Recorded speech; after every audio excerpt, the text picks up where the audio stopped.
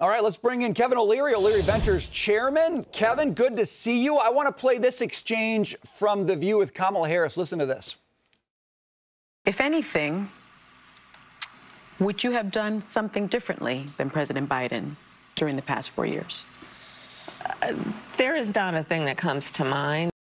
I mean, Kevin, even for creativity's sake, wouldn't you want to have one thing that you do differently? Is that going to win over voters who are skeptical of her right now? She's in a difficult place on that one because she owns it. She's owned it for the last 3.5 years.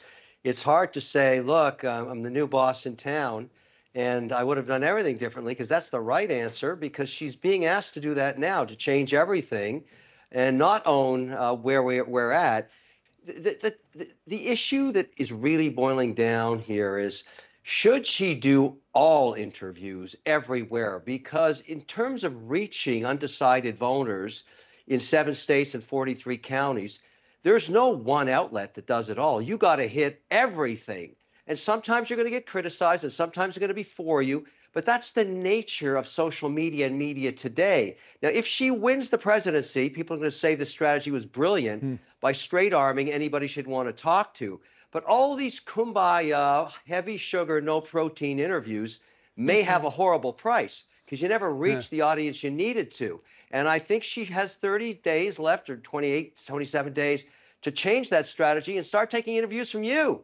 And so what if she fumbles a few questions? It doesn't matter. She has to hit everybody, and I think that could be a mistake. Well, Kevin, you heard the soundbite from 60 Minutes. Bill Whitaker pressed her pretty hard. She had no answers to how she's going to pay for her economic plan, and he really pressed her. And when she said, well, it's about the rich paying their fair share once again, and he said, but you have to get that through Congress. I mean, ultimately, that was a pretty serious interview. He pushed back. People were watching that. She really doesn't have any heft to her economic plan or a path forward.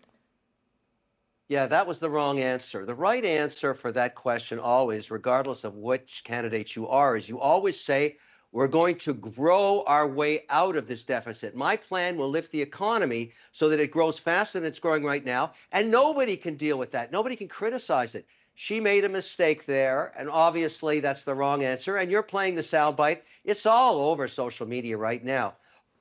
Always answer with the growth question. Not that I want to coach her, but you always say you're going to grow out of it. She didn't do it. Now she's paying the price. I want to talk about the port strike that has temporarily been resolved. Kevin, there was an op-ed in the Wall Street Journal talking about between 2019 and 2021, paid dock worker hours grew twice as fast at fully automated facilities than they did with non-automated terminals. Can you dispel this myth that somehow automation means that dock workers don't get wage increases? Not only will I dispel it, those workers should demand automation in their ports. That adds productivity and raises the average salary, because they become much more trained employees on new systems and procedures and protocols. It's been proven in Europe and in Asia, where their ports are far more productive. We in America should have the most productive ports, because it's the essence of the economy. We need to sell goods and bring them in all the time, and we need our ports to be completely digitized. This idea that they lose from digitization and productivity is nuts. Robots are just one tool. It's who controls the robots, who manages them, who actually works on these systems. Over the next decade, those people are going to make a lot more money than the average dock worker, because those average dock workers can train up. That's how you sell it. Someone's making a mistake. They're not. I should go there and sell it myself, I decided. The other crisis that we're dealing with, Kevin, is the impact of these brutal storms that are hitting the South. FEMA being criticized for its response to Helene, as we're waiting for Milton to hit the west coast of Florida right now. Ultimately, with the strike resolved, I feel like the Biden-Harris administration is going to bear some of the responsibility for this. FEMA is a government agency, and people in this country are not getting the help that they need. The biggest criticism of FEMA was something they saw that came out of the left wing. They didn't see it coming. There are different pools of capital in there, some of which go to immigrants and perhaps not American citizens. And so anybody can criticize in a time of need, where Americans, their homes are being wiped out and their property destroyed, that any money the government has should go to an American citizen. Of course, that makes sense. And if there are pools of capital there, they should be realigned to take care of America first. You know that's going to be the criticism, and you know that narrative's going to win. Because when you see these images of people being completely clobbered in Florida, wiped out, all their possessions gone, why would you want any money that is that's extracted from taxpayers not to go to them? I actually think they should take the heat and they should fix it. This is something Congress should fix. When America's in trouble, you take care of America first and Americans before anybody else.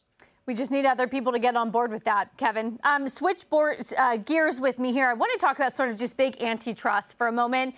Federal judge late last night ruled that Google has to open up their app stores to allow developers to bring their app stores onto the Android system. I'm less concerned what this means for Google stock, but more about your thoughts on what this means for innovation and sort of where we are with big tech and antitrust at this moment. Yeah, there's a war going on, against big tech. Generally speaking, though, I'm pretty happy with competition. I like it. I think it drives innovation. So these app stores, both Google's and the Android and, of course, Apple's, have been a major debate. And here it is in the essence. If you're Walmart, which has more shelf space than anybody else in America, you get to choose what goes on your shelves. That's what your buyers do. Why is that different from the shelves of a Google store or an Apple store where they get to choose what goes on their shelves? And that is the dilemma. So it's very hard to argue that you don't open up the shelves for Walmart to anybody that wants to go there, and not the same for Google or for Apple. That is really a very difficult decision. And I kind of side on the side of Google and Apple, saying, it's my shelf space and I'll cry if I want to. And if you want to be on it, you got to play by my rules just like they do in Walmart. What's wrong with that? I can't believe Kevin O'Leary would cry. I've got one last one for you, Kevin. We saved it for you. You're a sharp-dressed guy.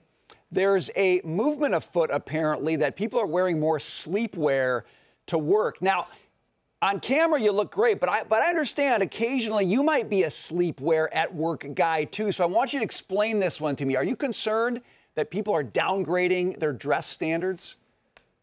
You know who started this movement?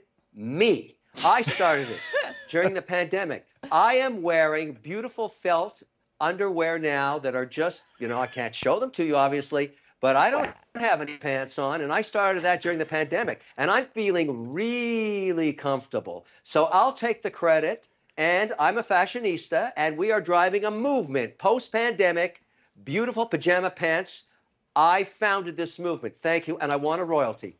Well, this interview went about as far as this interview can go, I think, Kevin O'Leary, and that last part might have been the best one. We appreciate your time, sir. Always good to see you, and I'm glad that you're very comfortable right now.